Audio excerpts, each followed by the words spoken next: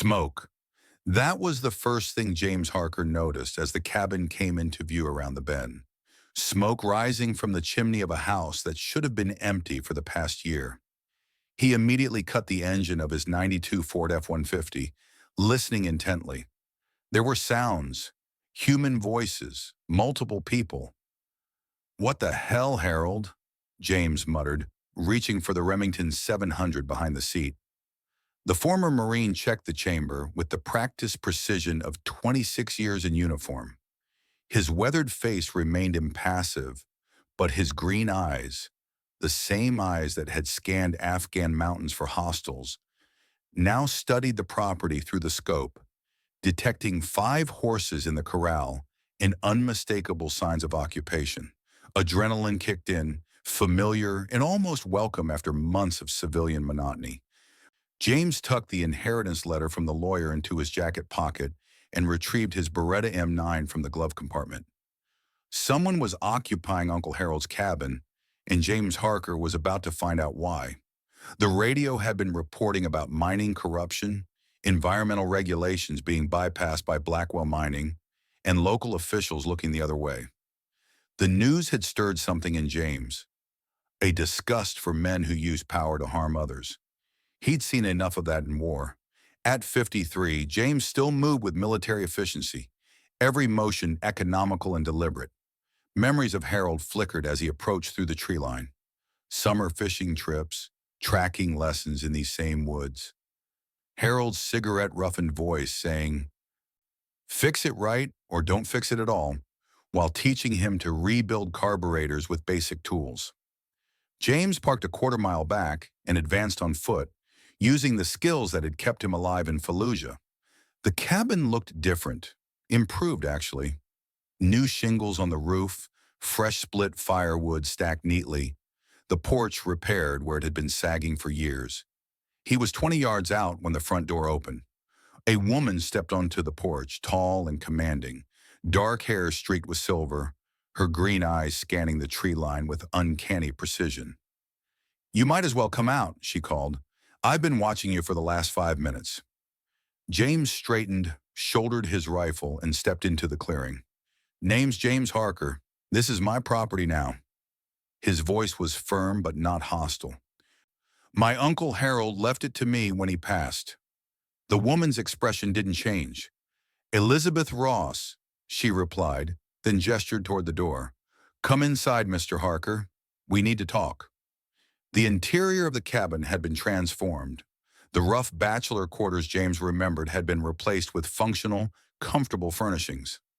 A wood stove radiated heat, and the scent of coffee filled the air. 4 more women appeared from various parts of the cabin. Elizabeth introduced them one by one.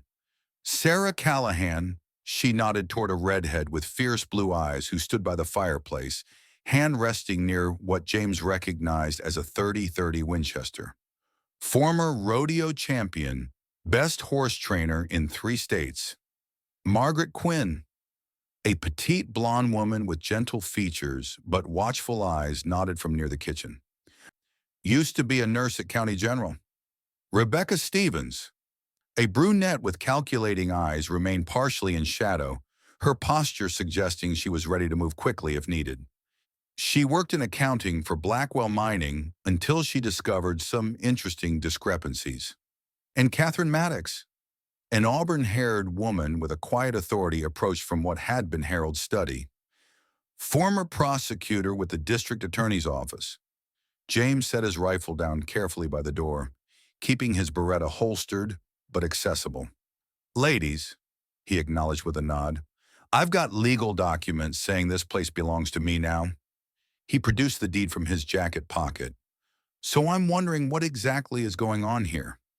Catherine stepped forward, producing a document of her own. "Your uncle signed this residence agreement 3 months before he died. It grants us the right to live here in exchange for maintaining and improving the property." Her voice carried the practiced clarity of someone used to speaking in courtrooms. James examined the paper. The signature was unmistakably Harold's, the same back-slanted scrawl that had signed birthday cards and Christmas presents throughout his childhood. Why would my uncle let 5 strangers live on his property? James asked, looking up from the document. Elizabeth and Catherine exchanged glances. Because we needed somewhere safe, Elizabeth said finally. Somewhere Walter Blackwell couldn't reach us. Blackwell? James frowned. The mining magnate? His company was just on the radio. Rebecca stepped forward. Blackwell Mining has been falsifying environmental reports for years. They've been dumping arsenic and lead into the groundwater from their operations up near Silver Creek. I found the real numbers, the actual test results they were hiding. That's not all, Sarah added, her voice hard. They've been bribing county officials, threatening landowners, manipulating property values to force people to sell. Margaret spoke up, her voice softer but no less determined. 3 children in Riverdale have developed rare cancers in the last year. All live downstream from Blackwell's newest operation. Catherine's expression was grim. And when people start asking questions, they have accidents.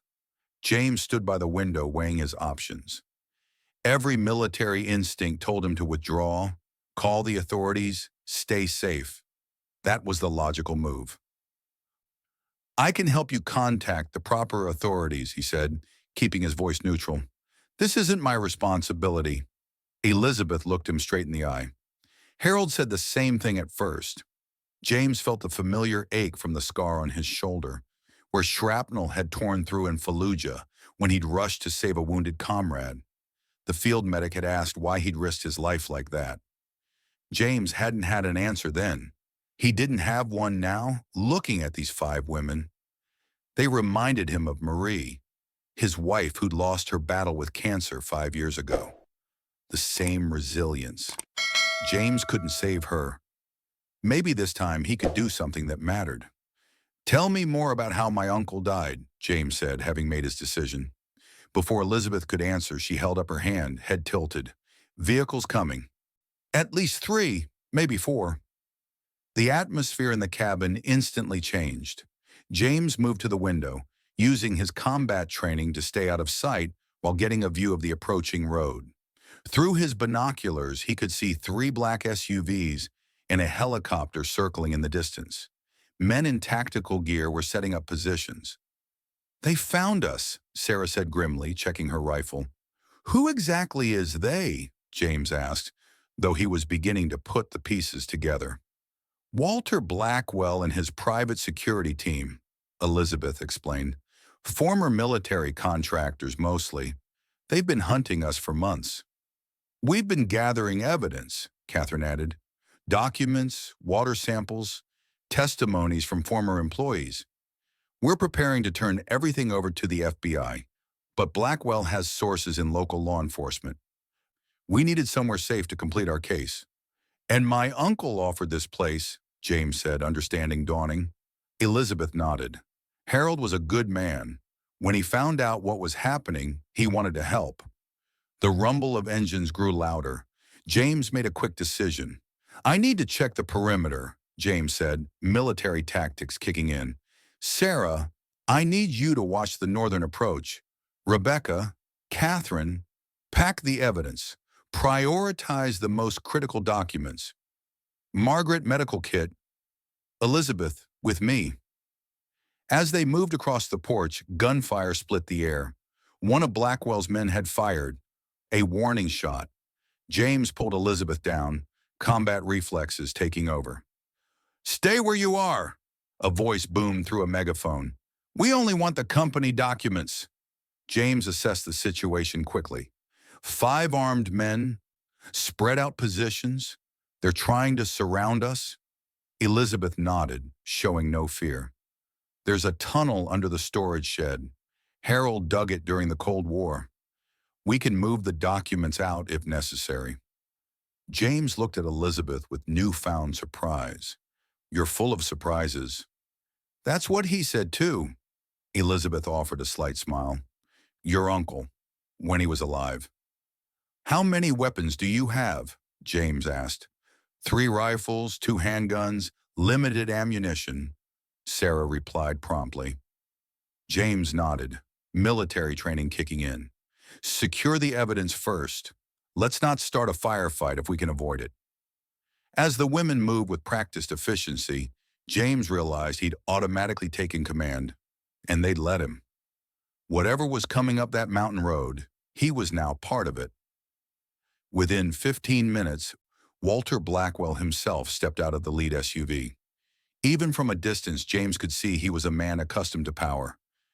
Mid-60s, silver-haired, wearing an expensive jacket inappropriate for the rugged terrain.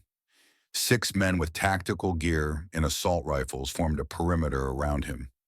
"Overkill for serving an eviction notice," James muttered to Elizabeth, who had positioned herself at the window beside him. "Blackwell doesn't believe in taking chances," she replied, "or leaving witnesses." Blackwell approached halfway to the cabin and stopped. "Ladies," he called out, his voice carrying an artificial congeniality that set James's teeth on edge. "This has gone on long enough. You're trespassing on private property, and you've taken documents that belong to my company." James stepped onto the porch, keeping his posture relaxed but alert. 26 years in the Marines had taught him how to read threats, and these men were definitely a threat. "This is private property," James called back, "but it belongs to me, not you." Blackwell seemed surprised to see a man answer, quickly masking it with a practiced smile. "And you are?" "James Harker. I inherited this place from my uncle, Harold Harker." "Ah," Blackwell nodded, as if pieces were falling into place. "Harold's nephew, the military man." His smile didn't reach his eyes. "Look, Harker, this doesn't concern you.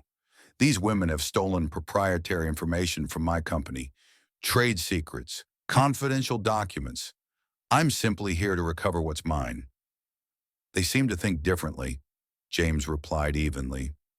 "They've misunderstood the situation," Blackwell said smoothly. Rebecca Stevens was terminated for incompetence. Rather than accept that, she stole company files and convinced these other women to help her in some misguided vendetta against me. James heard the cabin door open behind him, sensed rather than saw Elizabeth step onto the porch. "Is that what happened to Harold Harker too?" Elizabeth called out. "Did he misunderstand the situation when he found elevated arsenic levels in his well water? When he started asking questions about your new mining operation?" Blackwell's smile faltered slightly.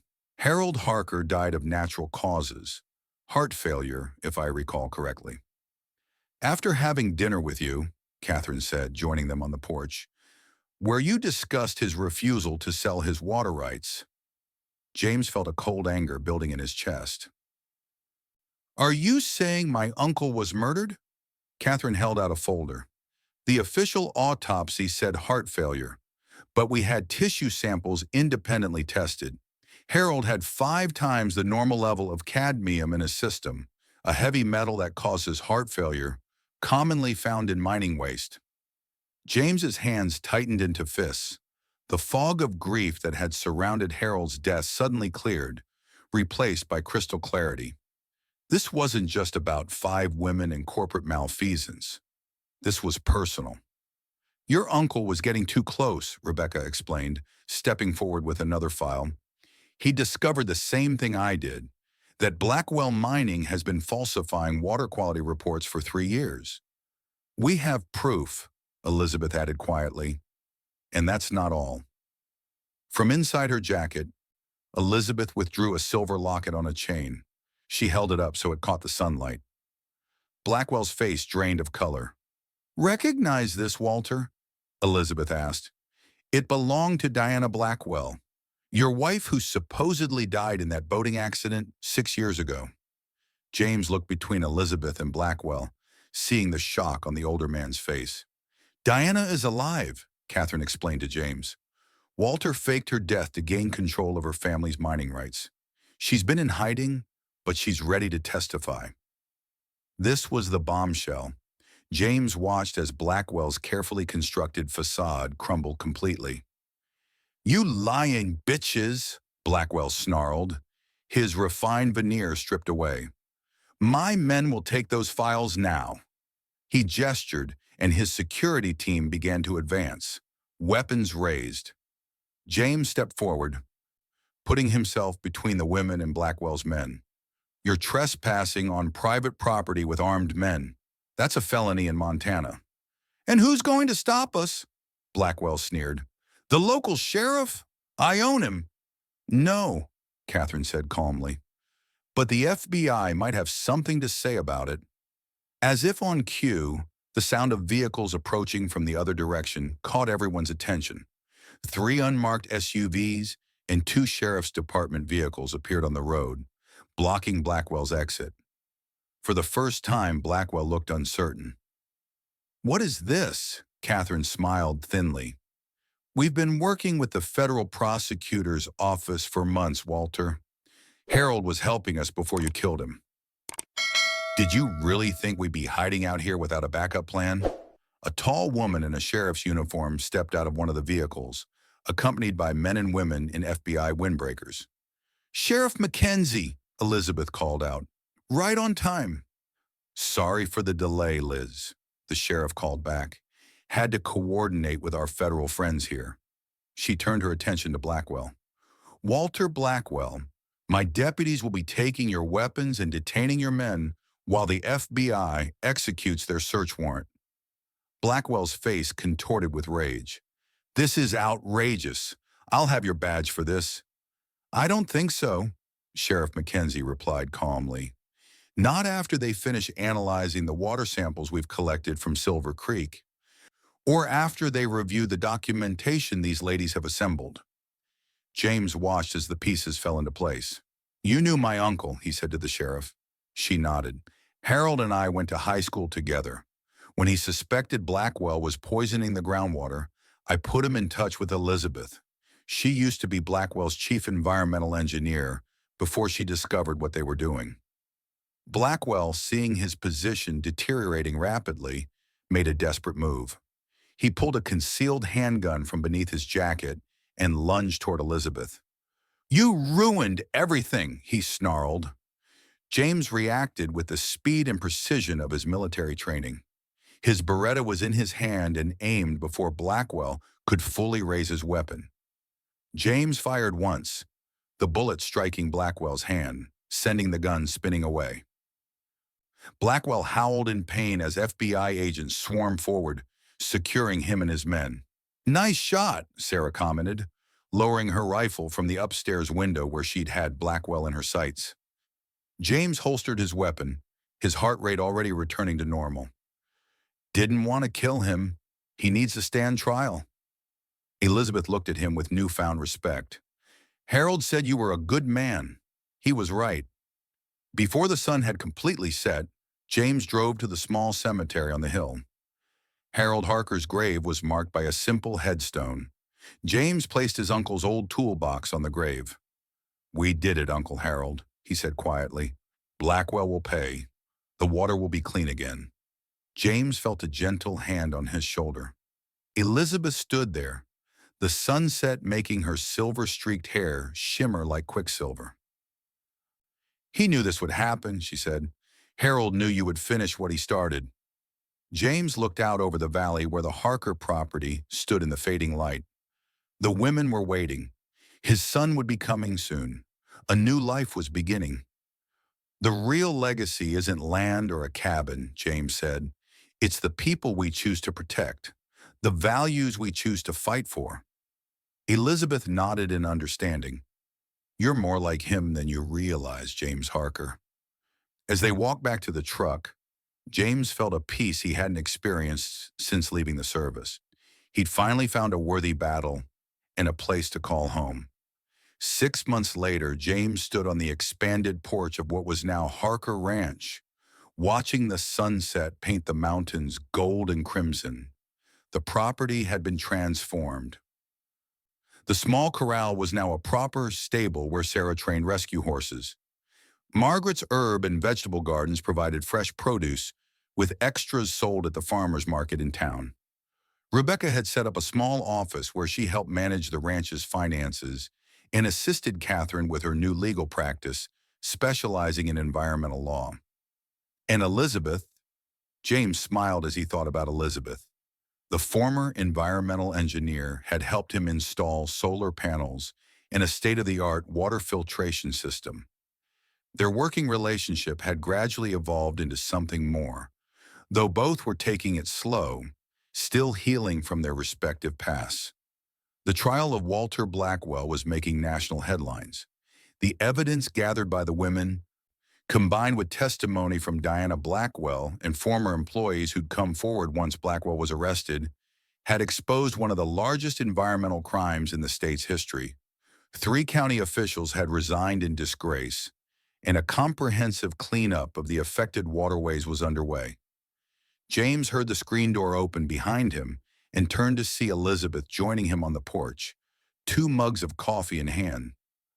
"Letter from your son?" she asked, nodding toward the envelope in his hand. James nodded. "Mark's bringing his family for Thanksgiving. Says it's time I met my granddaughter." Elizabeth smiled, handing him a mug. "That's wonderful, James." He took a sip of the coffee, appreciating the companionable silence between them. "You know, when I inherited this place, I thought I'd be living here alone. Just me and my memories of Uncle Harold." "Disappointed?" she asked, a hint of teasing in her voice. James looked out over the property, at the stable where Sarah was working with a young horse, at Margaret tending her gardens, at Rebecca and Catherine poring over documents on the picnic table they'd built together. "No," he said honestly. "Uncle Harold always said the most valuable things in life come in unexpected packages." He turned to Elizabeth, taking in her green eyes, the silver in her dark hair catching the fading sunlight. He was right about that too. As the sun disappeared behind the mountains, James reflected on the strange turns life could take. He'd come here seeking solitude and instead found purpose, found family. Sometimes the greatest inheritance wasn't what was written in a will, but the choices you made when faced with the unexpected. Uncle Harold hadn't just left him land in a cabin. He'd left him a mission, a chance to stand for something bigger than himself, and James Harker wouldn't have it any other way. Narrator speaks directly to camera. Well, folks, that's the story of James Harker and the inheritance that changed his life. You know, I've been thinking about what Uncle Harold represented in the story. That generation of men who understood that true strength isn't just about standing your ground, but knowing which ground is worth standing on. Many of us have had our own Uncle Harold, that mentor who taught us how to fix an engine, track a deer, or simply do what's right even when it costs you something. And like James, sometimes the greatest battles we fight aren't on foreign soil, but right here at home, protecting what matters. I'd love to hear about the mentors in your life. Who was that person who taught you the skills and values that shaped the man you became? Or maybe you found yourself in James's boots, inheriting something unexpected that led to a new chapter in life. Share those stories in the comments below. Your experiences matter, and this community values the wisdom that comes only from living a full life. If you enjoyed this story, help us keep these traditions and values alive by hitting that subscribe button and the notification bell. Next week, we'll be sharing a tale about a Vietnam veteran who returned home to rebuild his father's construction business against impossible odds. Until then, this is Victor Harmon with Men of Action Stories, reminding you that it's never too late to stand tall for what you believe in. God bless, and I'll see you next time. Channel logo and theme music fade in.